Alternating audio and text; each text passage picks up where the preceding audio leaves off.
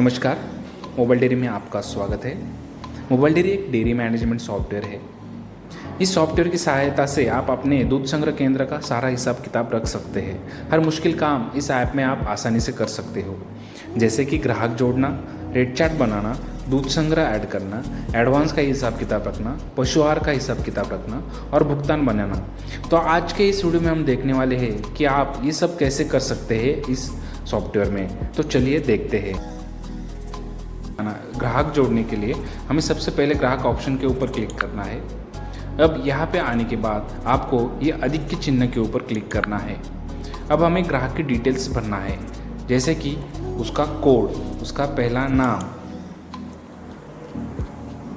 उसके बाद उसका अंतिम नाम, उसके बाद यहाँ पे इंग्लिश नाम। पहला नाम और अंतिम नाम आप आपकी हिंदी लैंग्वेज में भी डाल सकते हैं। उसके बाद उसका नंबर,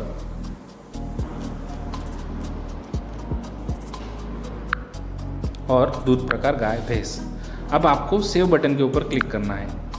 तो आप इस प्रकार ये ग्राहक ऐड कर सकते हो। इसके अलावा अगर आपके पास ग्राहकों की सूची यानी एक्सेल फाइल है तो वो भी आप डायरेक्टली अपलोड कर सकते हो।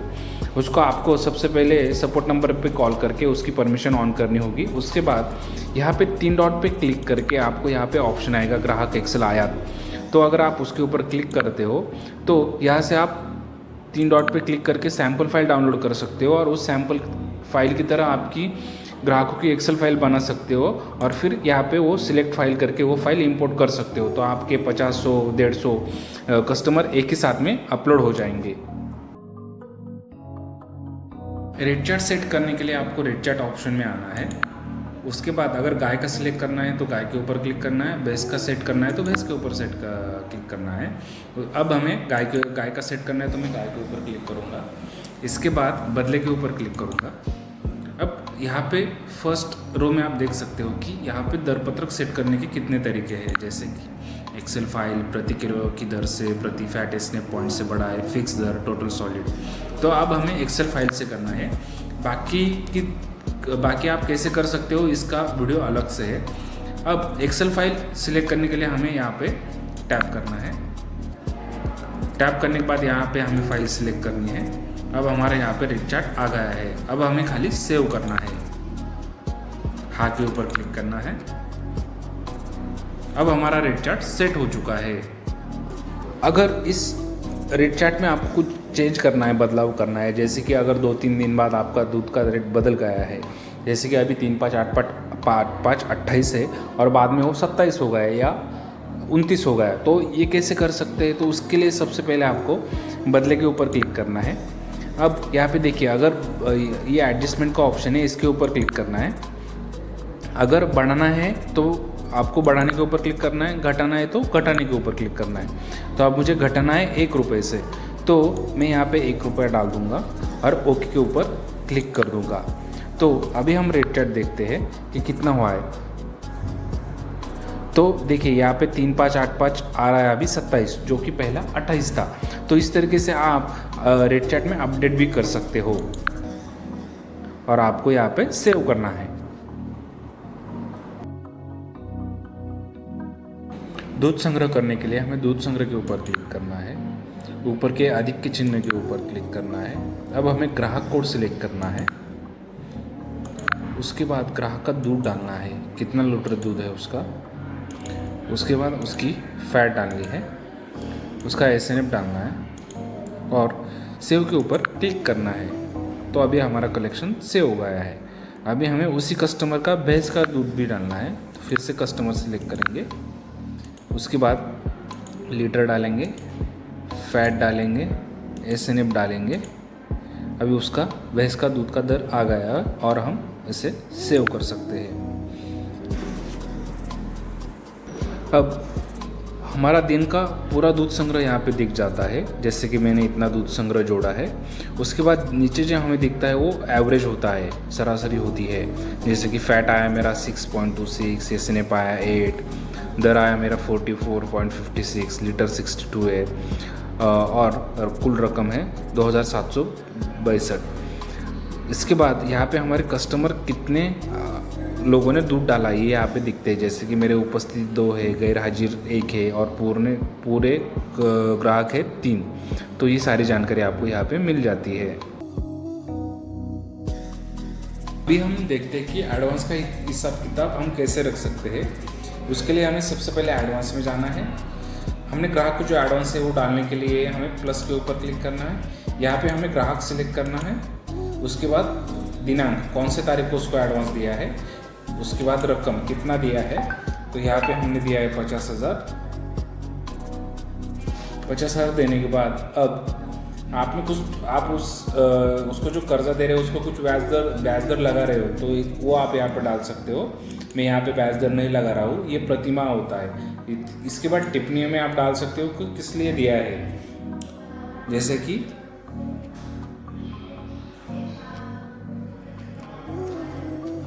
तो इस तरीके से आप आपका जो रीज़न है वो डाल सकते हो। उसके बाद सेव के ऊपर क्लिक करना है, हाँ कहना है।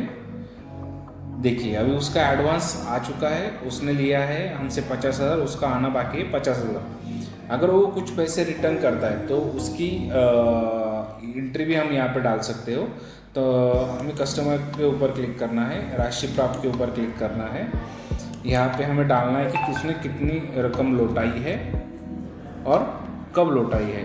तो यहाँ पे फर्स्ट EMI मैं एक रीज़न लिखता हूँ यहाँ पे। अब हमें सेव करना है। सेव करने के बाद देखिए उसने हमसे लिए थे 50,000, 5,000 लौटा दिए और बचे अभी 45,000। तो इसके अलावा अगर आपको इस लोन का किस्त लगाना है, यानी कि हर बिल मास्टर में से कुछ फिक्स अमाउंट उसकी कटौती हो जाए, तो वो भी हम कर सकते हैं। इसके लिए हमें मेन पेज पे आना है, यहाँ पे ग्राहक पे जाना है, उस ग्राहक के ऊपर क्लिक करना है जिसने हमसे कर्जा लिया है। यहाँ पे देखिए किस्त ऑटो है, तो इसके ऊपर क्लिक करना है। ऑटो का मतलब होता है कि भुगतान में उसकी सारी किस्त जितनी है वो आ जाएगी उसके बिल के अमाउंट के अनुसार। उसके बाद कोई कटौती नहीं। अगर आप कुछ समय के लिए बिल कटौती नहीं करना चाहते तो आप कोई कटौती नहीं ऑप्शन सेलेक्ट कर सकते हो। अभी फिक्स कटौती करने के लिए हमें फिक्स के ऊपर क्लिक करना है और फिक्स कितना करना है, तो 5,000 मुझे फिक्स कटौती करनी है। अब तो मुझे 5,000 यहाँ पर डालना है, सेव करना है, आपके ऊपर क्लिक करना है। तो अभी क्या होगा कि जब भी इसका भुगतान बिल बनेगा तब उसके बिल में से 5,000 अमाउंट ऑटोमेटिकली कट हो जाएगी। तो इस तरीके से हम एडवांस मैनेजमेंट कर सकते हैं। तो हम देखते हैं कि मोबाइल डेयरी एप्लीकेशन में आप पशु आहार का हिसाब किताब कैसे रख सकते हैं। तो सबसे पहले हमें पशु आहार के ऊपर क्लिक करना है।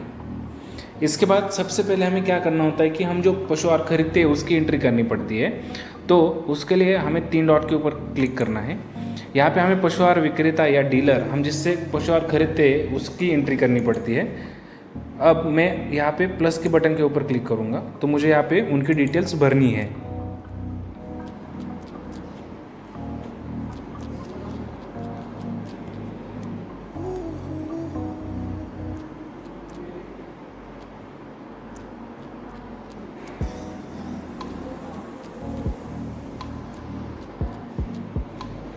अब सारी जानकारी भरने के बाद हमें सेव के ऊपर क्लिक करना है।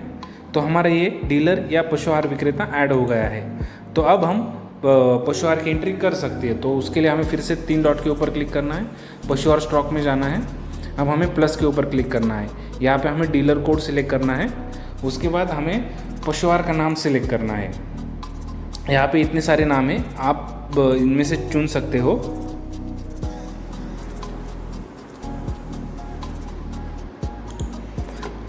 ठीक है, तो मैंने पशु आहार का नाम भी चुन लिया है।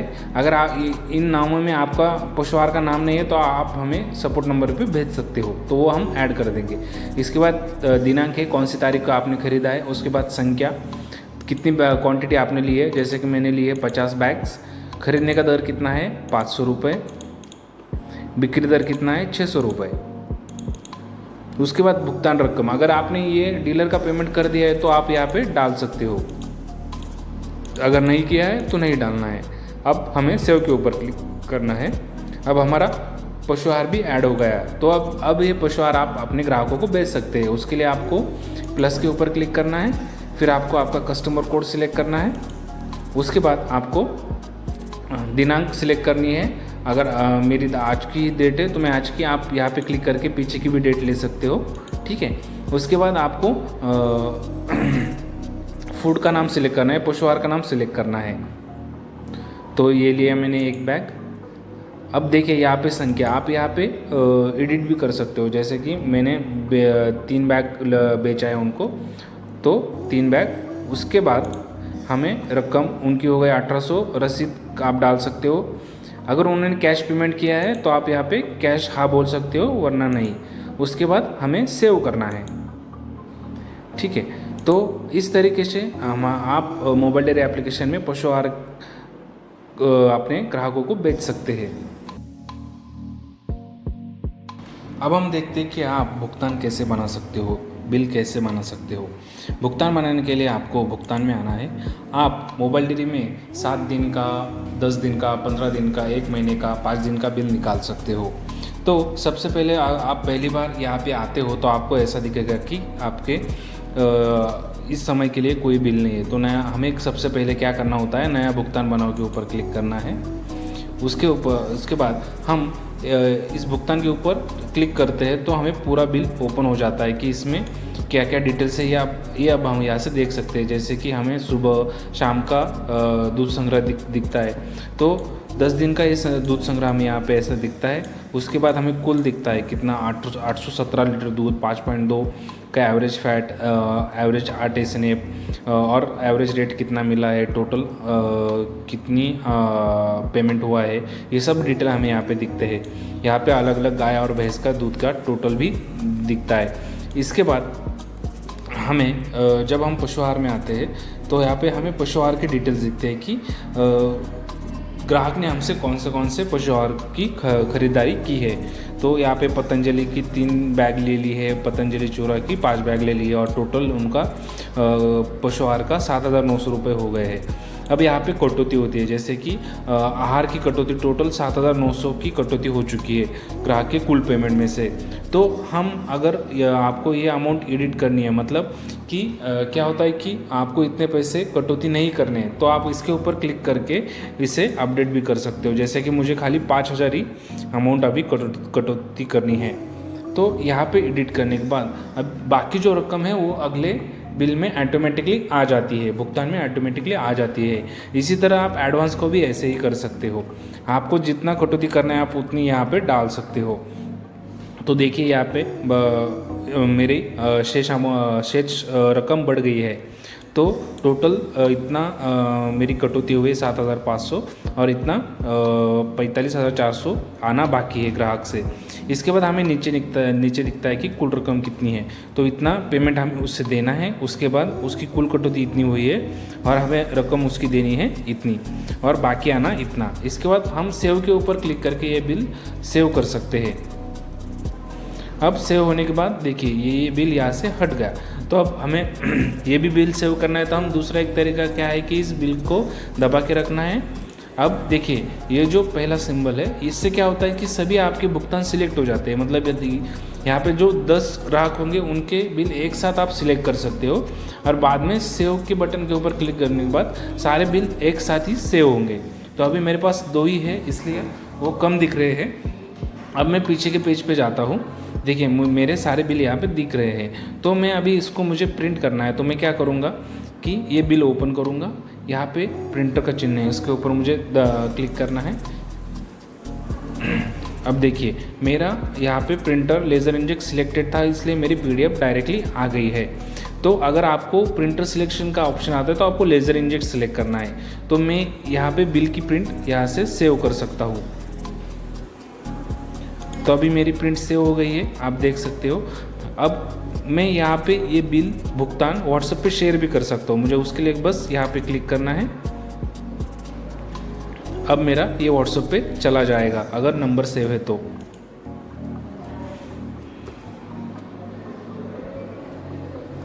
अब इसके बाद क्या है कि अगर मुझे इस बिल में कोई चेंजेस करने हैं तो सबसे पहले मुझे ये बिल डिलीट करना पड़ता है। तो ये बिल मुझे डिलीट करने के लिए ऐसे दबा के रखना है। अगर सब बिल डिलीट करने हैं तो ये 1 नंबर का सिंबल दबाना है और 3 डॉट के ऊपर क्लिक करना है और नष्ट करे के ऊपर क्लिक करना है।